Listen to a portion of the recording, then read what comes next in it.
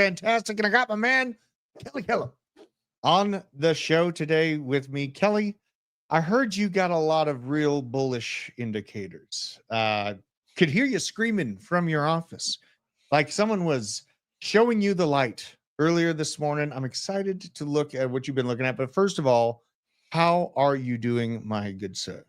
Dude, it is peak exhaustion in this space. I mean, throw a one in chat if you're tired of the back and forth, bullish discourse, bullish signals, but then an absolute bearish teardown of a tweet from Trump, but then bullishness, and then you get tariffs, but then you get that. You know what? I think that's kind of there's some signs and signals out there that are suggesting this may be coming to an end here in the very near future, but we're going to look at that data. But I'm feeling good. I'm starting to feel loose. I was feeling frustrated myself, but I'm feeling good. My spirit's feeling good. I'm feeling grateful. But yeah, what about you? I mean, it's been a day of, obviously we had the big news come out. We're titled around it. The CPI data came in, and honestly, like it came in slightly under expectations. It's actually looking not that bad. I may as well pull this up while we're talking about it, because it does play into the Federal Reserve's decision on what they're able to do over the course of this next year, the end of the year. All those rate cuts we're looking forward to. The inflation rate hit 3% in September, lower than expectations on this long-awaited CPI report. We have honestly, those comments from Trump yesterday that he's looking out for a trade deal to be finalized. And it actually looks like he's going to be meeting with the president of China to finalize the deal, which is super exciting. It would be nice to see some cooler heads prevail and the markets kind of get some clarity on where things are going. There's a whole lot of uncertainty right now in the markets. And I think that's holding us back from this awesome move in altcoins, especially Bitcoin. I think has more room to run. It just needs this signal that it's not all over. It's so not over. And really, we've been banking on it not being over for quite some time.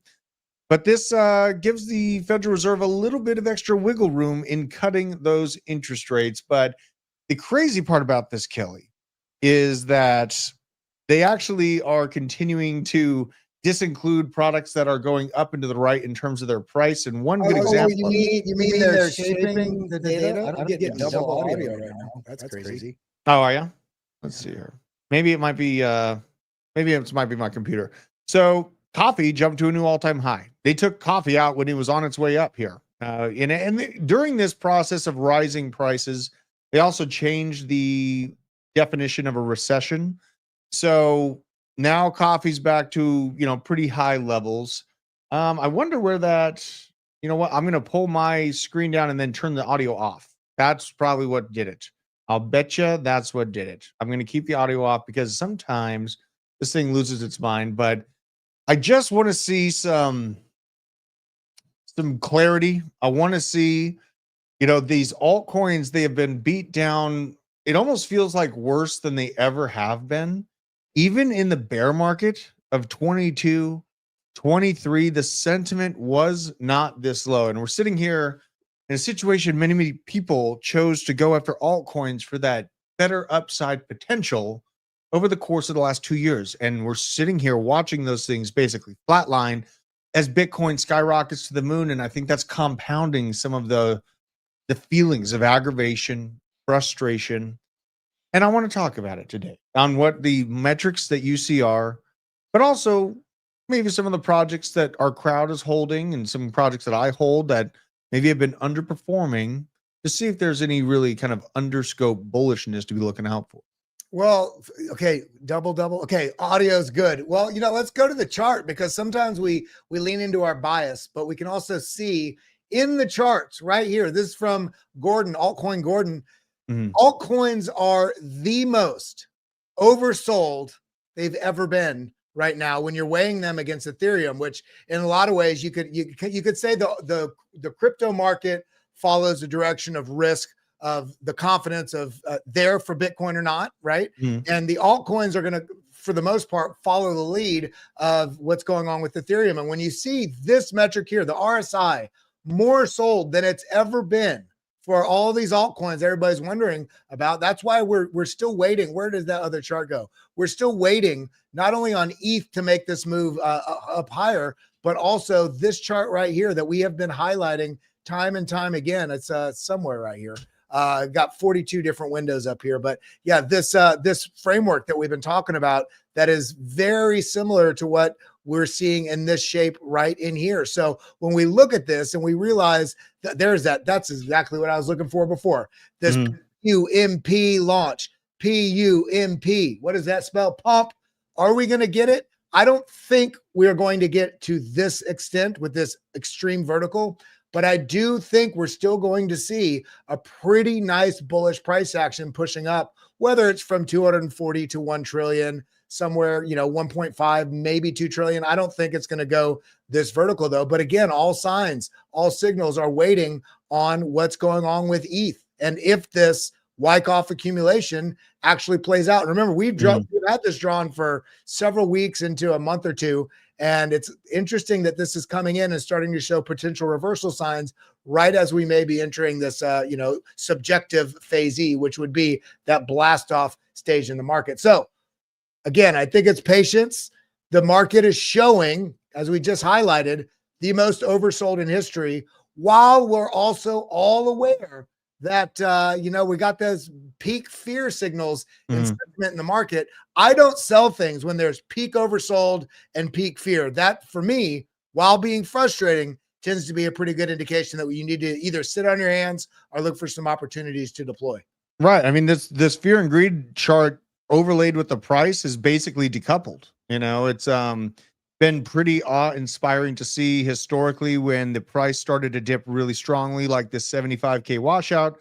Understandably so, you go down into extreme fear and greed below the 25 mark or 20 mark here. We're currently at a 32. Yesterday, it was like a 20 or something like that.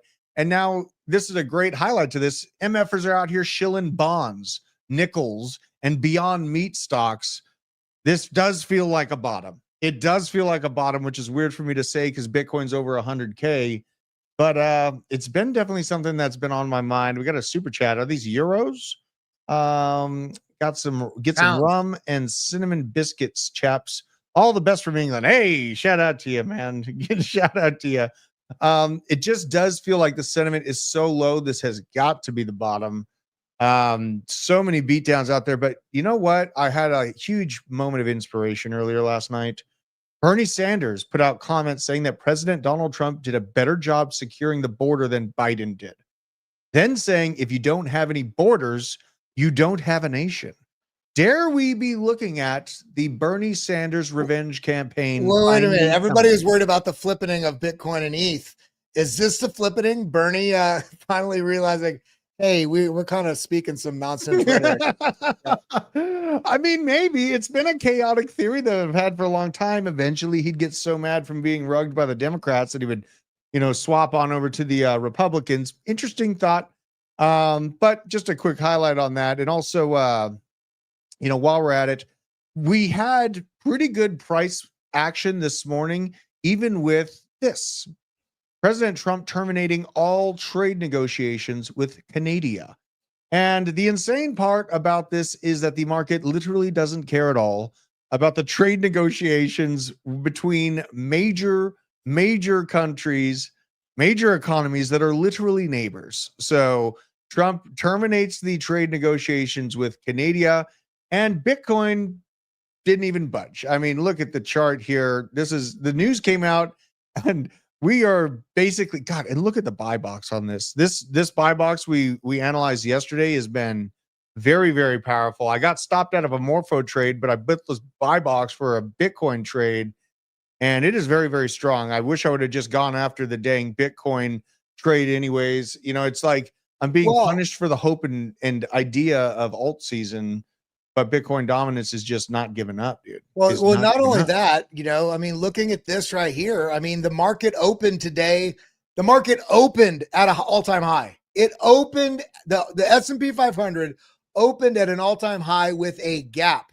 And it's not the first time it's done that. If you zoom back over the last, coming back, when is this? All the way back to April of this year. Yeah. Before that, actually, yeah, April. So we opened with a gap there, never came down and refilled it. We did have a gap here, came down, refilled it. Opened another gap there, opened with another small gap there, opened with another gap there.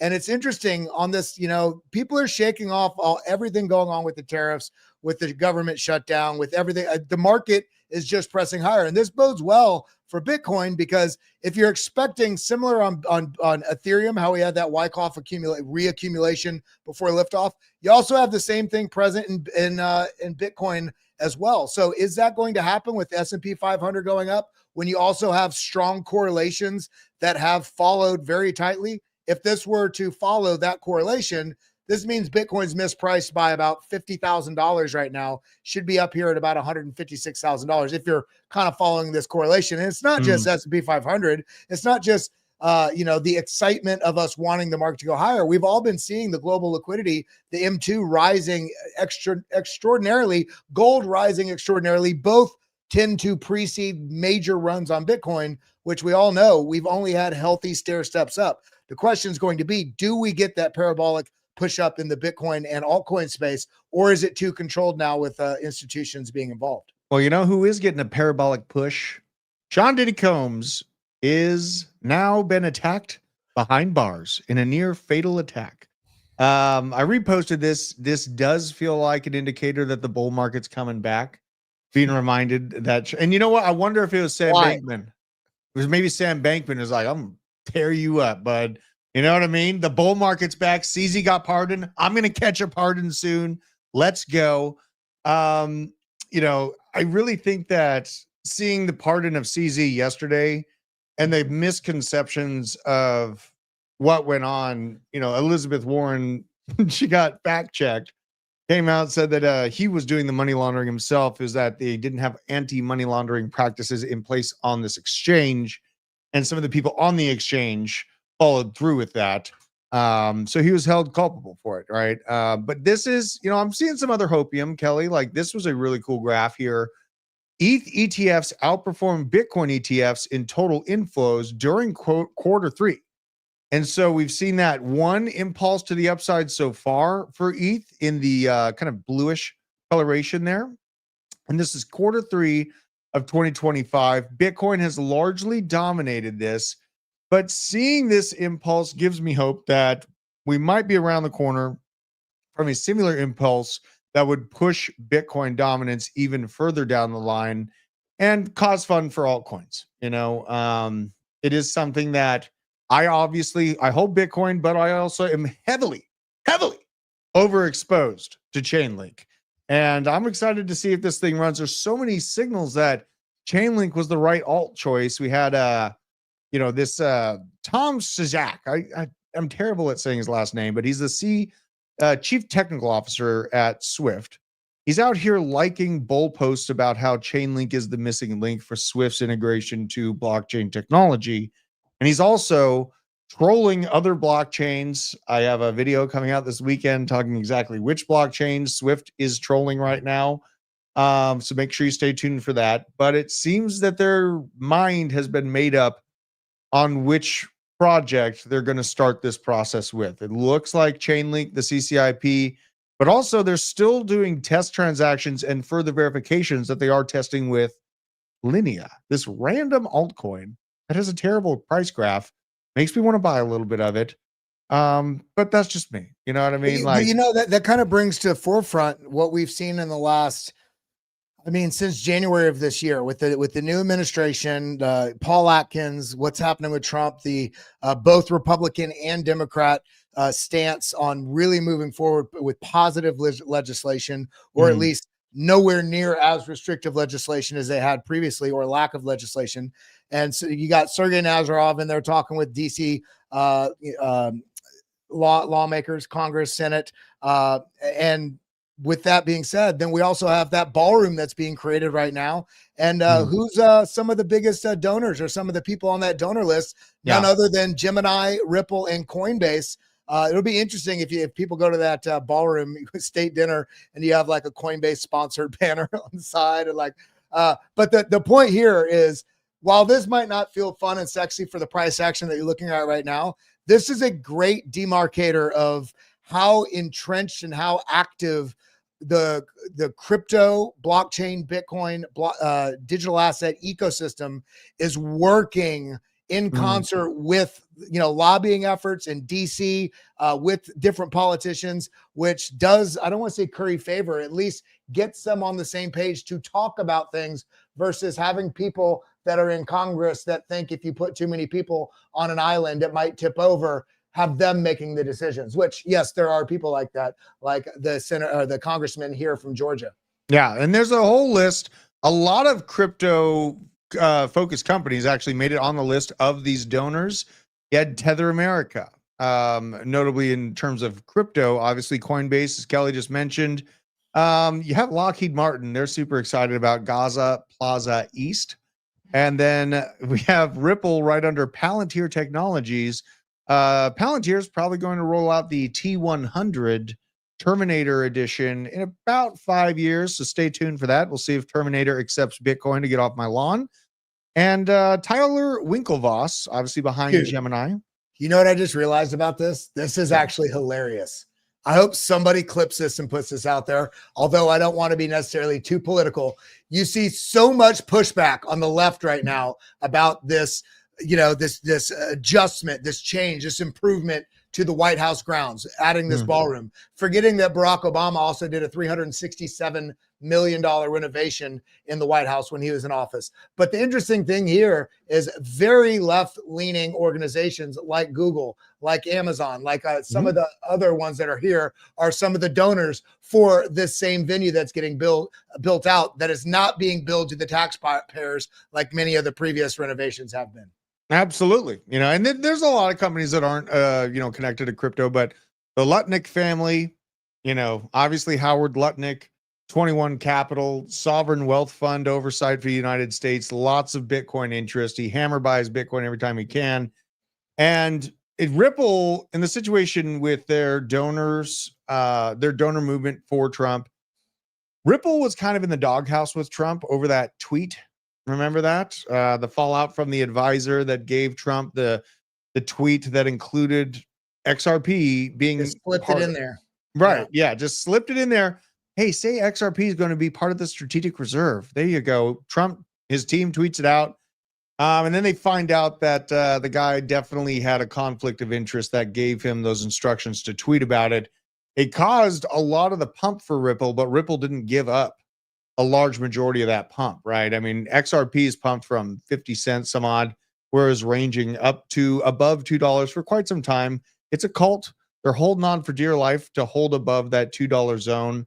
But we are beholden, unfortunately, for the time being, to Bitcoin's price. I believe it was 20 million. I could be wrong, but yeah, they to the Harris campaign.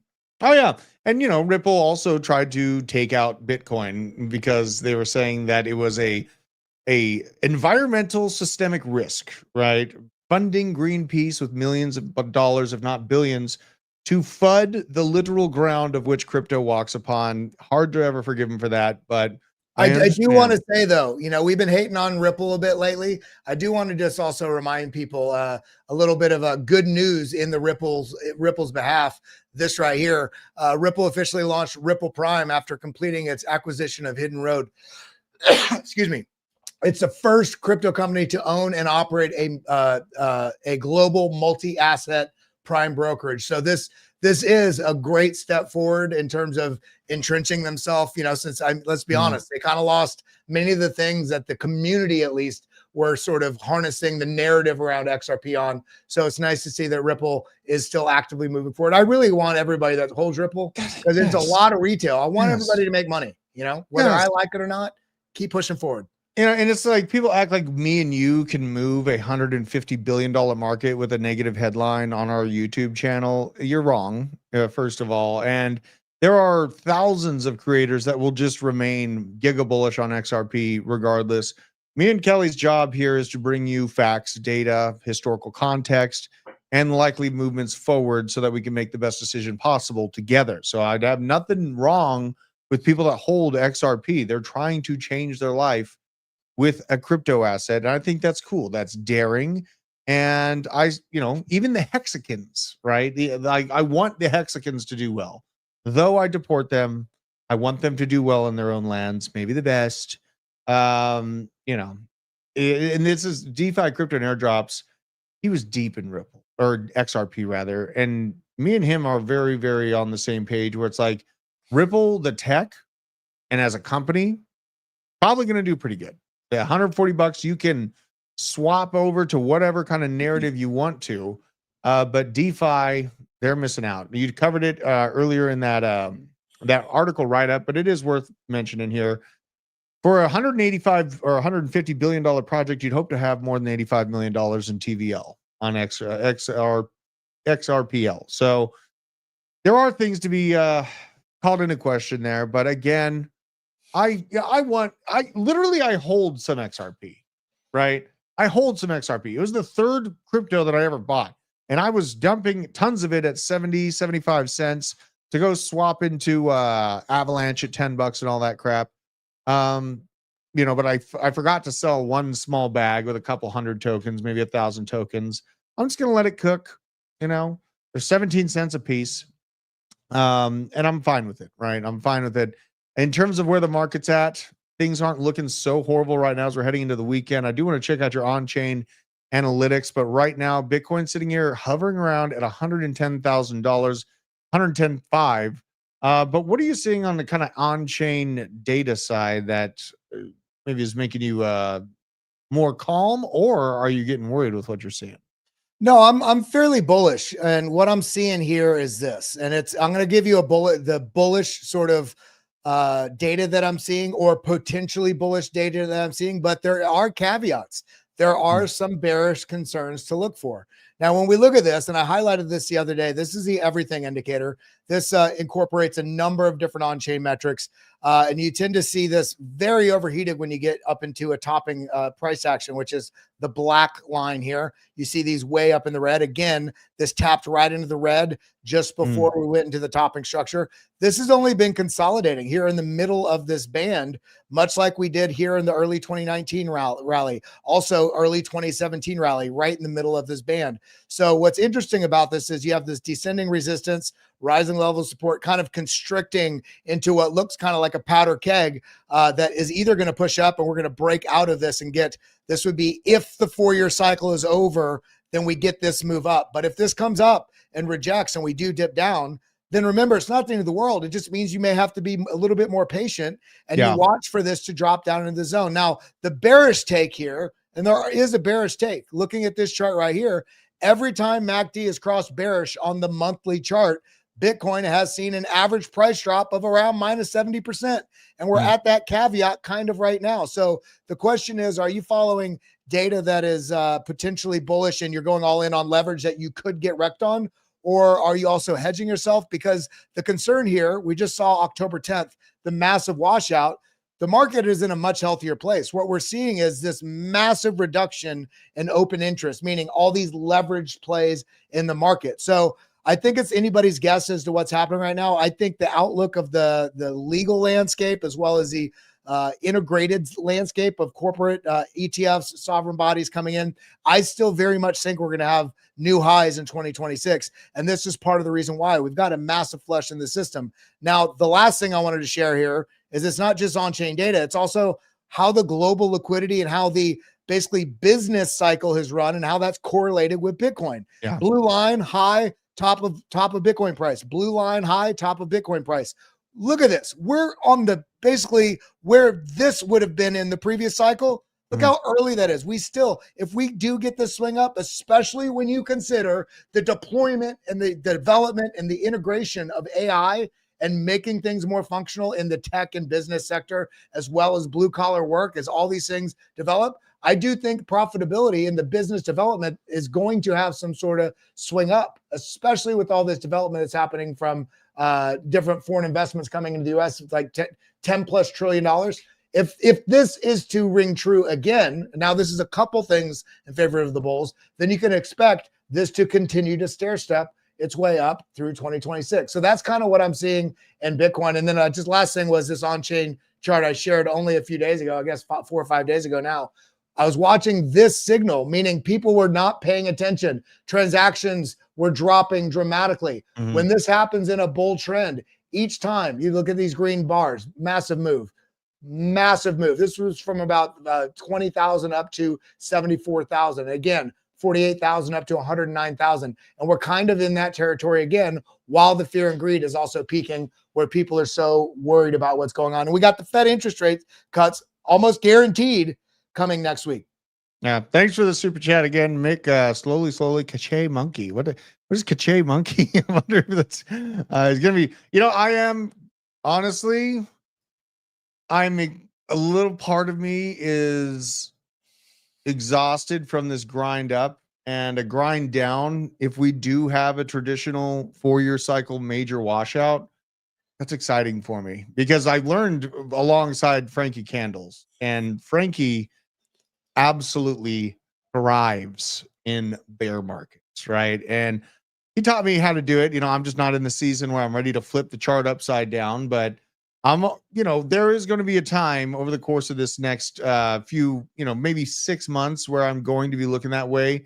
If it's a 50% move, 30% move, that's to be discovered. But I think altcoins will have their day of reckoning regardless of where Bitcoin goes. But altcoins are entering a very exciting stage right now because we are entering towards the end of quantitative tightening, right? The last time this happened, the others altcoins had bottomed against Bitcoin and began a historic 750% rally.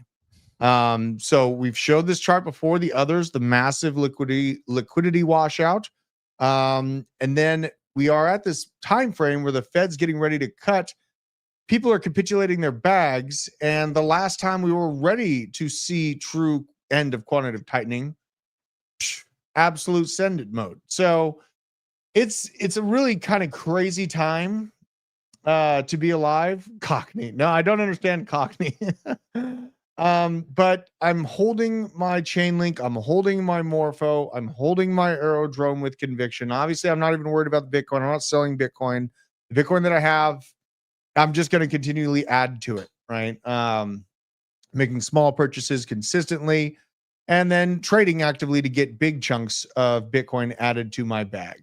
So in this time frame, I don't think the cycle's over. The business cycle you mentioned, Kelly, has a lot to do with it. I think the business cycle. I mean, not only that, I mean, we're getting these things, on a daily basis. JP Morgan, when JP Morgan moves, you should take notice. They are now signaling the U.S. fiscal situation has reached the point of no return, and they'll soon need better collateral. They're getting into digital capital, and it's not, it's almost like first they fight you, in that whole narrative that we've talked about. But remember, Bitcoin faced the world and every financial structure and business organization and country against it all the way up until about 2020 when El Salvador started getting involved. That was the small little smidgen of, a little inkling of what was to come. But then when Larry Fink put in the application for the ETF, that's what really started codifying the start of the change of the global financial elite looking the way they looked at Bitcoin. Then we got all 11 ETFs approved. The next day they go live. Drew, how often do ETFs get approved and the next day they go live? I mean, it's not very often that happens. Usually they're taking a lot of time. Do we have approval dates pinned down for these altcoins, Kelly? Like this is one of those other bullish things. It feels like it sucks right now. But for those paying attention, much like we had Chris Klein on the other day, he sees, because they have clientele with over $14 billion on their platform over a Bitcoin IRA. So they can look granularly at the data. And when they're seeing shifting interest in how people are allocating funds and moving funds between different assets, and there's been a focus if capital is starting to go into some of these altcoins that do have ETFs that are kind of past due at this point for ETFs. But we have the government shutdown right now. And so once this ends, I think that there's going to be a pretty big boom very quickly. And I'm not talking about specifically in price action, but they're backlogging a lot of these things that some of those dates have already passed due, but we're going to get 8 or 10 XRP ETFs that get approved on the same day. We're going to get 5 or 6 or 7 Solana ETFs approved on the same day. We're going to get, and it's going to be bundles that are approved. This is going to open that capital access for all these corporate players. They're not, for the most part, they're not out there doing super due diligence on 700 different altcoins, picking which one they want to invest in. They're going to be looking to some of these bundles, these indexes, to not only give to their clientele, but also for their own treasury plays or investment plays. So I think this whole timeline has shifted because the entire structure surrounding Bitcoin and crypto that was against it is now literally throwing the doors open. But now they're saying, hold on, we don't have the tables ready yet. And as soon as they say those tables are ready, people are going to be flooding in these open doors and asking for margaritas and basically getting capital in these markets. Well, those ETFs, like, that is definitely some gas in the tank for XRP. That is gas in the tank for basically every crypto product that is included in the ETFs. But I also saw the Ripple Prime release, Kelly, and kind of curious your take on the Ripple Prime acquisition of Hidden Road. So they officially launched this after completing the acquisition. Ripple became the first crypto company to own and operate a multi-asset prime broker. And they're talking about institutional adoption, things like this, but what the hell does this even mean for the XRP price if it's Ripple, right? That's where things get so muddy. Can you kind of run through what your initial take is on seeing this news release today? Yeah, I mean, that's what I was bringing up earlier. And DeFi crypto airdrops hit it pretty spot on. And if you notice, I dimmed my light a little bit because I wanted to match you in this cozy afternoon. Oh, it's the tan, right? You look way more tan this way. Ripple is the business, the company, and then XRP is the crypto blockchain that is also in many ways very tied in and conjoined with the Ripple business, but they are two different structures. Now, Ripple having a basically multi-asset prime brokerage allows them to basically work with a lot of the banking nomenclature, the banking apparatus that they were trying to really integrate with their messaging system, with their basically being able to deliver and broker different assets, not just Bitcoin and crypto and XRP, but multi-asset. So I think this is going to be good. Again, back to the other thing for the stock of Ripple. I think there's going to be a lot of people looking at this like it's a direct impact on the XRP price. And while I don't know, you want it to be like it to be. It's just how much of the transaction fee in XRP is actually used in these, right? And now they have the RLUSD, they have the stable coin. It's gotten very, very muddy in terms of what the actual pressure to the XRP token in and of itself is actually going to be. There's a lot of stuff that I also want to cover here. Where is it? Veteran Crypto dealing with some stuff. I took down. Veteran, let me know in the chat if that Avantis deal got worked out. I know you had like a trade open. Things are getting pretty weird. Now, this is an interesting thought process. And this is kind of, what to do after the bear market takes hold type thought process here. So this guy bought $250,000 worth of toilet paper, roughly 200,000 premium 3-ply rolls. Tabs. Oh, whoops. Good call. Well, it's kind of the same thing. You're talking about Ripple, right? Oh my God. I didn't mean to do that. Hold on. That was sick. I didn't mean to do that.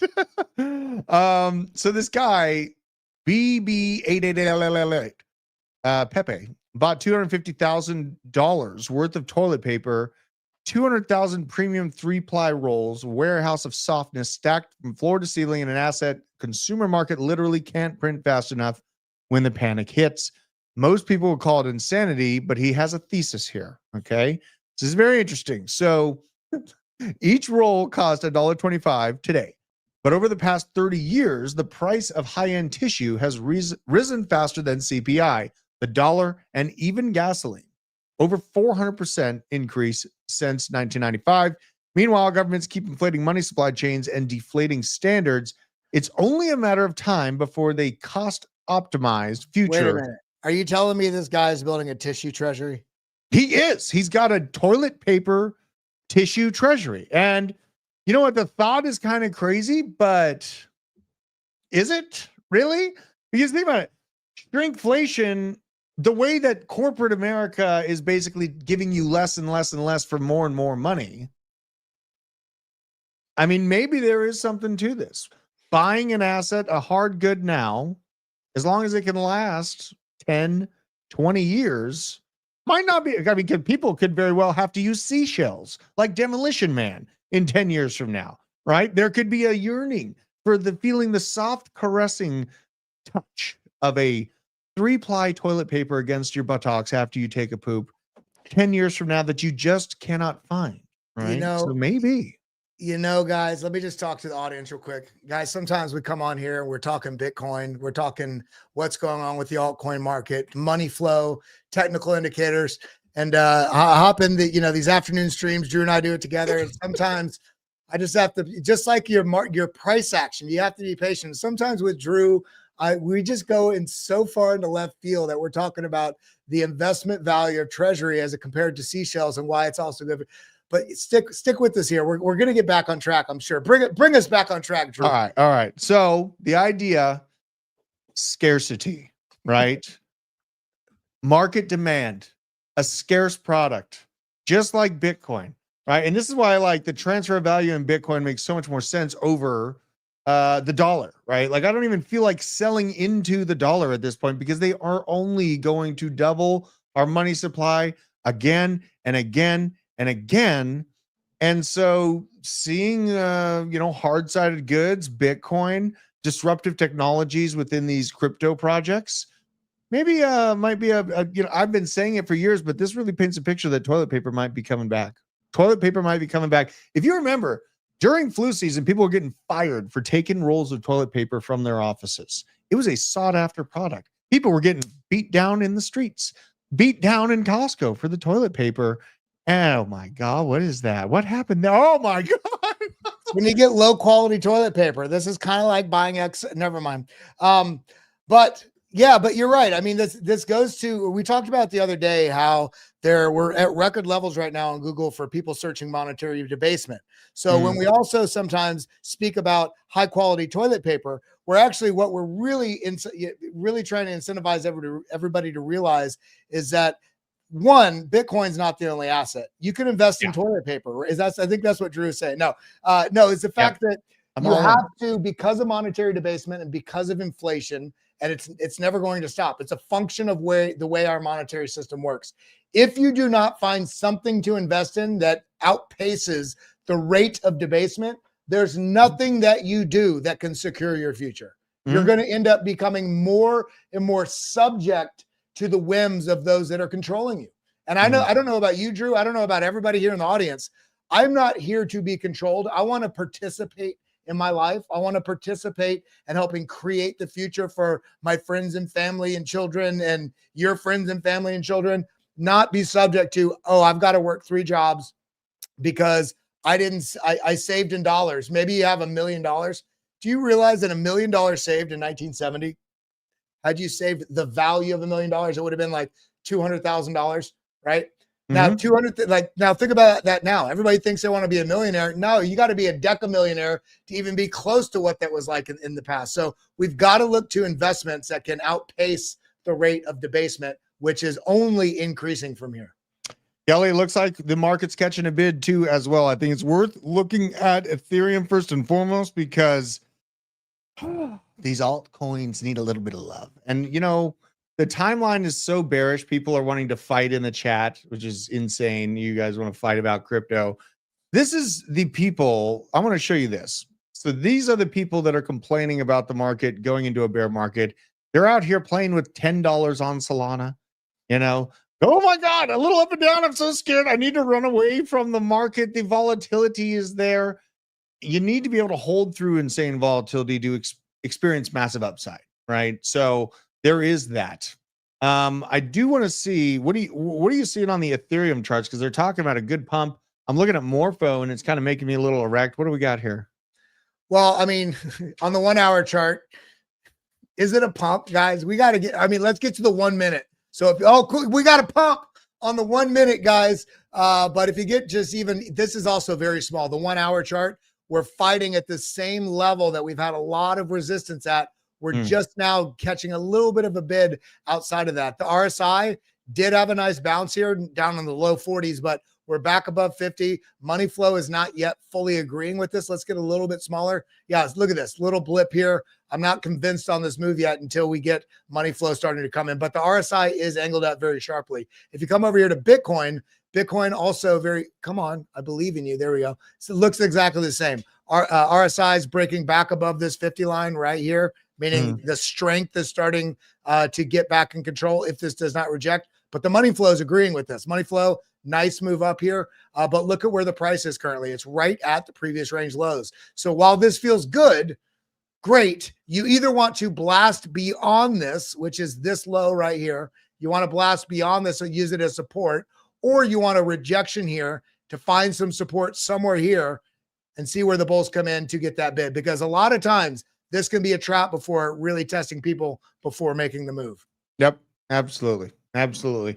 And, you know, there's so much I could rant on and on and on and on and on about. I see everyone confused why we're just highlighting TVL data and all these things about the fourth biggest crypto out there, which is indeed XRP. I even gave bullish cases at the end of that. But, you know, what we have seen over the past few months and really year is a lot of lackluster price action and a lot of bullish headlines, and the Federal Reserve Board of Governors talking about altcoins, and we are still ranging at these levels. That's why it's so maddening. I don't know if you've noticed, but the X algorithm, it's been a little bit out of whack. They're adjusting it right now. Elon even posted about it today. Yeah, he's talking about it. He apologizes for frustrations with the X algorithm. We're working hard to fix the problem. You know what? I'm here for it. I actually kind of like the new algorithm. So maybe it's okay for me and not okay for others. It's up to everyone and what you engage with. And since I engage so much with correcting in false statements on X, my timeline is all Ripple this morning. So, it is what it is. I hope, if he does fix this, then I won't see all of the lies flowing. And that might be a problem, because I like to correct people when we're looking at that. But the market, it's hard to trust this pump, Kelly. It is really hard to trust this pump. Hold on a second, because this is what we need to remember, everybody. Remember, zoom out, because this feels like a pump. Look at this on the 4-hour, guys. There's nothing there. Okay, hold on. Hey, everybody, Kelly, the alts are pumping. Okay, go to the 4-hour. It's so tight in a range. Now, a move may manifest out of this. RSI is finding support on the 50. Money flows slightly up. If we go to Bitcoin, okay, on the 4-hour, look at this. I mean, let's go back to the 1 minute.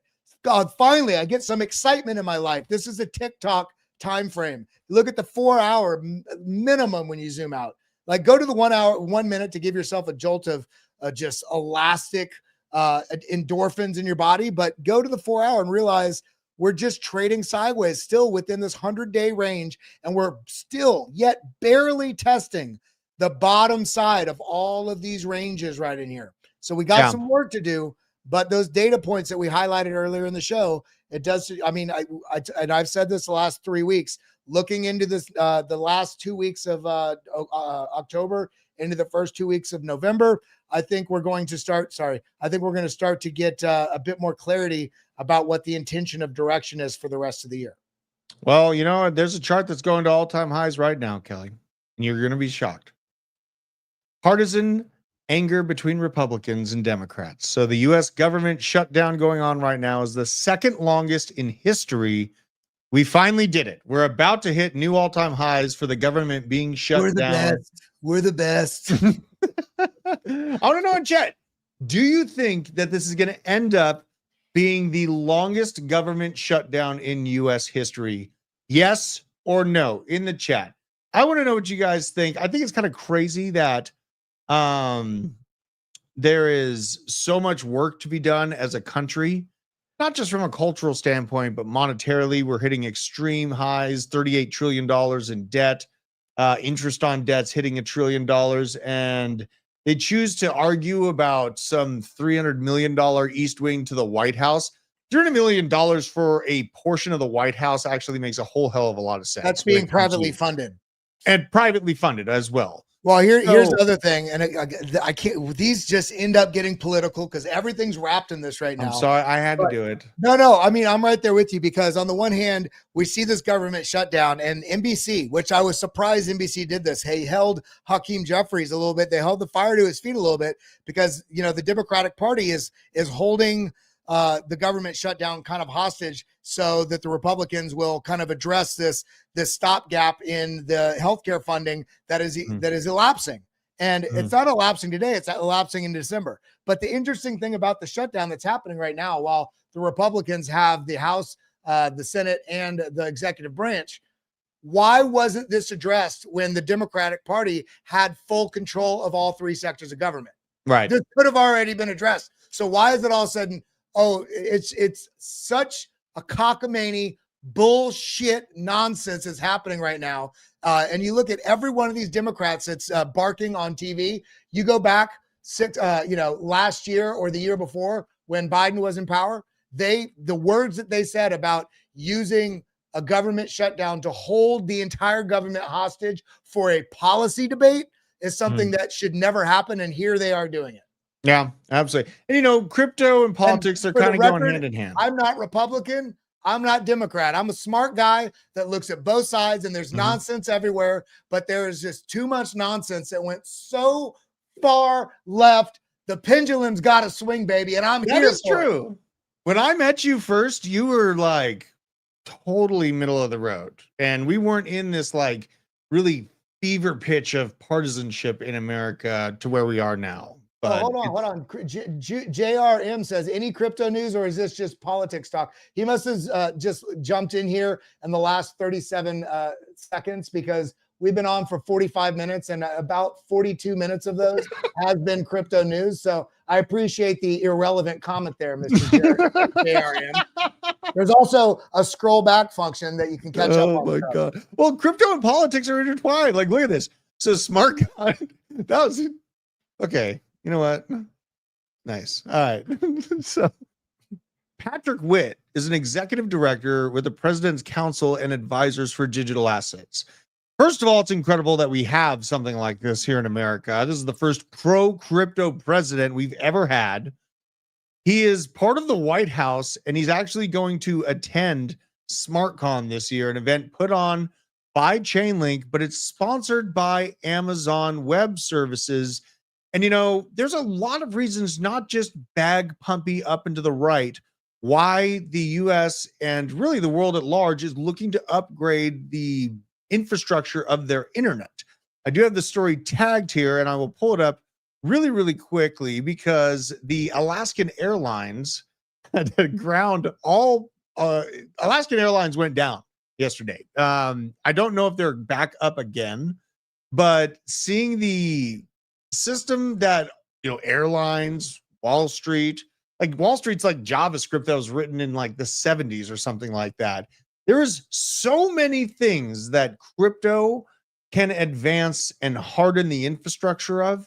And that's what's exciting to me about crypto is that you see these problems, you see the arguing back and forth about, oh no, you spent this much and blah, blah, blah, spent this much. Guess what crypto does? It makes it transparent, right? It gives us, as the people being represented by these pricks, visibility on what they've actually done to see what they're actually lying about. Because a fun fact, like Trump takes credit for starting the wall. He didn't start the wall. Obama started the wall. Obama just didn't finish the wall.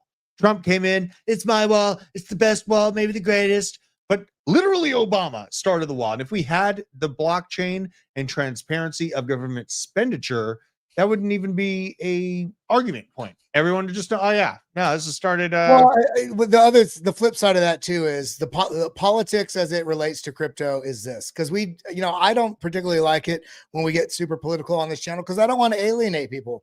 On the flip side of that, we're also in the middle of changing the entire global financial structure, the way assets are transacted, the way business commerce is done, how culture integrates and communicates through monetary transactions, as well as cultural representations with things like NFTs. There's so many different things going on right now.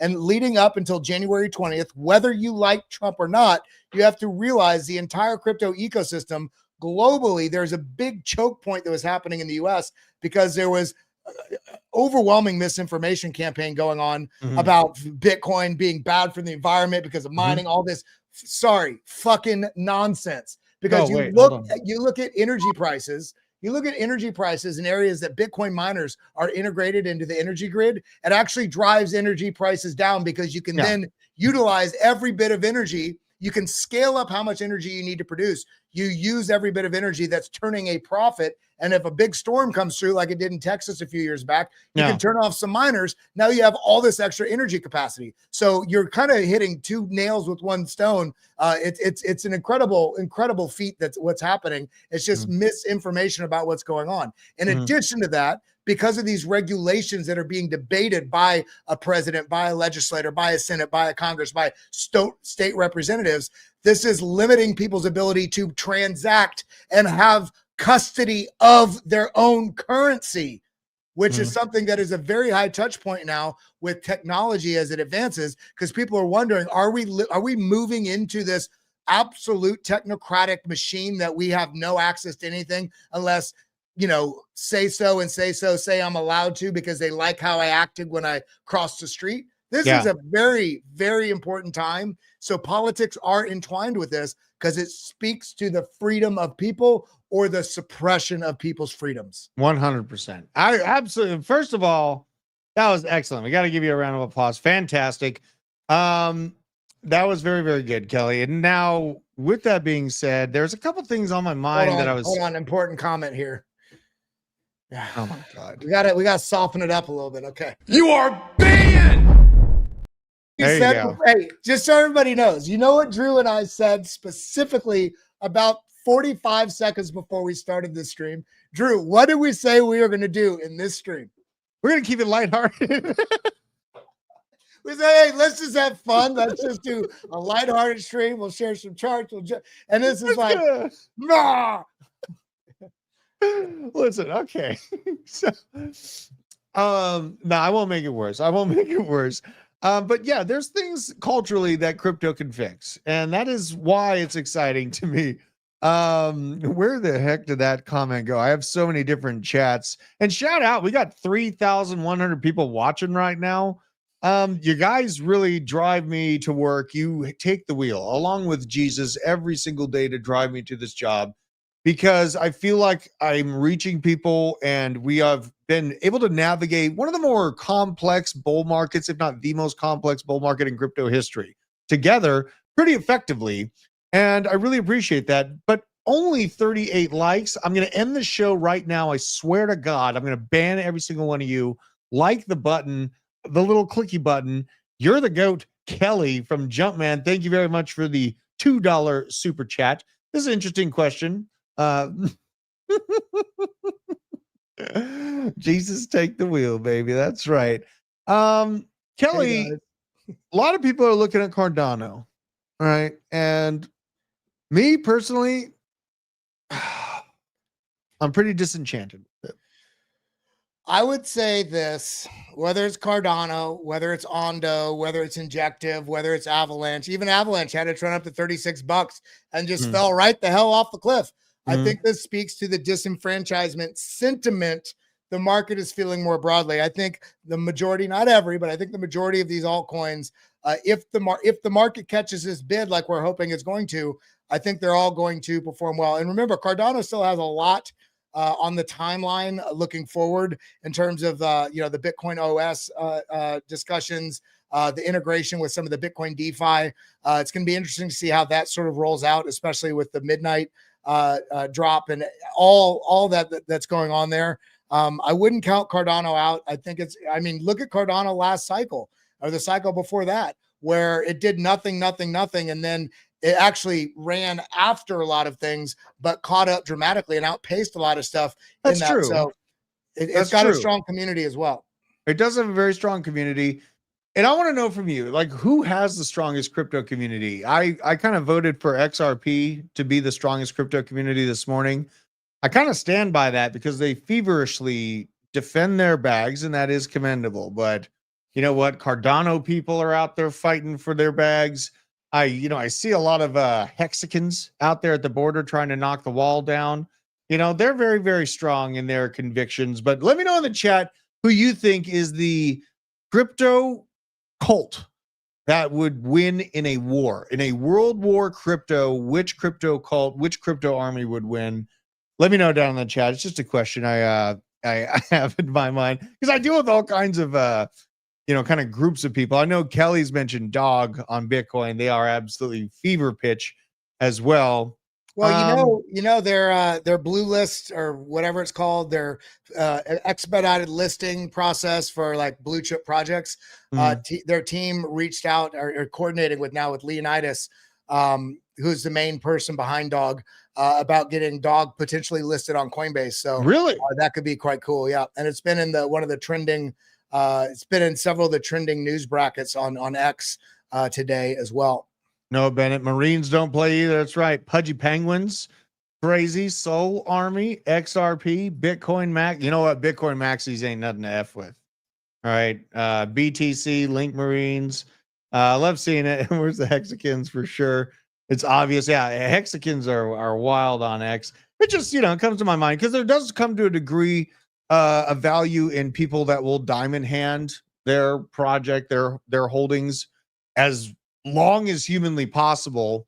And that is, worth noting when it comes to bear markets where the floor is likely to develop on any given altcoin. One altcoin that, really is almost feels like a throwback, which is sad to say, is Fetch AI. And I remember they had all this FUD going on, some lawsuit or legal dispute with Ocean Protocol. Well, they had the merger with ASI, remember? Right. So Ocean is going to return $120 million in FET tokens to Fetch AI to settle their legal dispute. It's kind of a throwback. I don't know if anyone in the chat is holding this token. It almost feels like a token from yesteryear. I was all about Fetch a while back. Yeah, I mean, a lot of people were in it made this merger, this mega AI crypto merger, ASI, artificial super intelligence. And the price is just garbage, right? It just makes me wonder, has the narrative basically moved on? Do people realize that, because I use AI systems that require crypto tokens to use, and I look at them as a tool, and I use them as a tool, and they work for me as a tool. But some of the overhyped, projects that are already at 100 million, 200 million, that then went down, it's like, if they don't have a true tool that people are actively engaged, it has to be niche. It doesn't really have any pressure. It's kind of my same concept, not just in AI, but with Arkham Intelligence. Arkham Intelligence has a token, but guess what? I can mosey on into Arkham Intelligence right now and not own any Arkham token to use the services. So that comes to my mind. Maybe they're trying to do the chain link play where you get the whole market addicted to you first, and then you start charging for the tokens. But, it's just something to think about. If you can get in the front door without an entry fee, where's going to be the pressure? Where's going to be the revenue coming up? And it's insane seeing people complain to me about me talking about revenue metrics and those mattering, because, it's not think about how much corporate money is looking at the crypto ecosystem right now. They're not looking at like, what's the tokenomics as it relates to the 4-year cycle. And no, they're looking at what's the revenue, what's the projection revenue growth, how's that tie into adoption?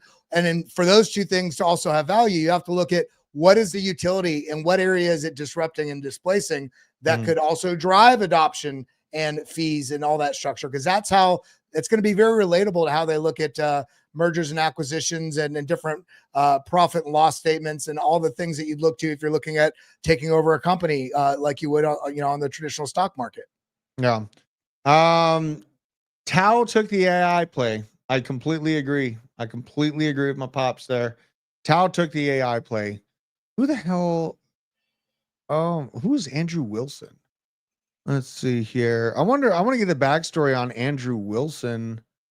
A lot of people are saying he's a POS, blah, blah, blah. A bunch of Democrats all mad at him, which it's like, man, do I like this guy already? The Crucible. I'm going to look at this guy. Christian Husband, host of Crucible. I'll check him out.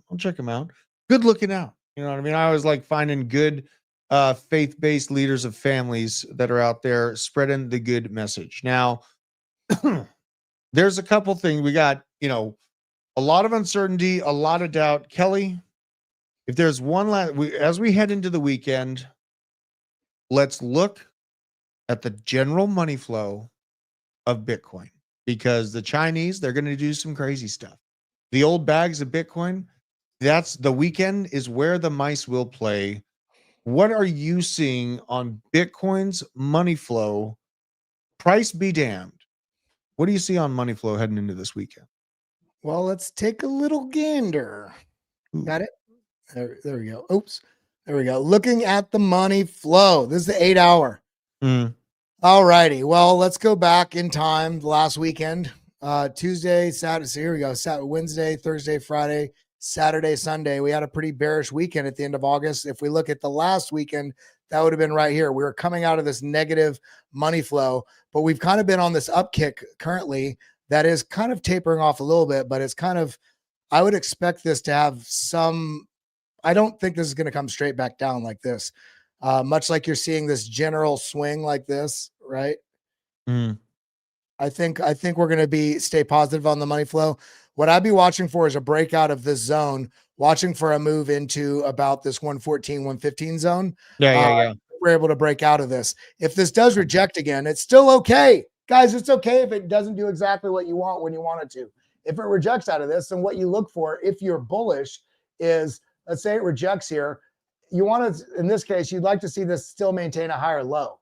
This gets a little more concerning if this breaks down and we're testing back into these ranges down in 106 to 107. Then we start going, okay, we're going to be looking more at the bearish narrative unless it's a washout. But I'm going to be hands off this weekend in the charts, especially because there's excitement mixed with fear, which means there's likely going to be some volatility in the market. And we have the rate cut that's coming on Wednesday next week and coming into the end of the month as well. So I think all eyes are going to be on how the price action is this weekend and how Monday and Tuesday responds to that. But I do think that CPI today gave, further data, further reasoning. I think it's at 97% right now for a 25 basis point cut. The question is going to be, what sort of discourse does Jerome Powell have? Is he going to read from the same damn monologue that he has for the last year and a half? AI. He is AI. Jerome Powell is fake news. +1 in chat if you think I'm wrong. I think they've cremated him and they've turned him into an AI robot monster. I don't think Jerome Powell's real anymore. Let me know if you think I'm crazy. Powell with the pit vipers, man.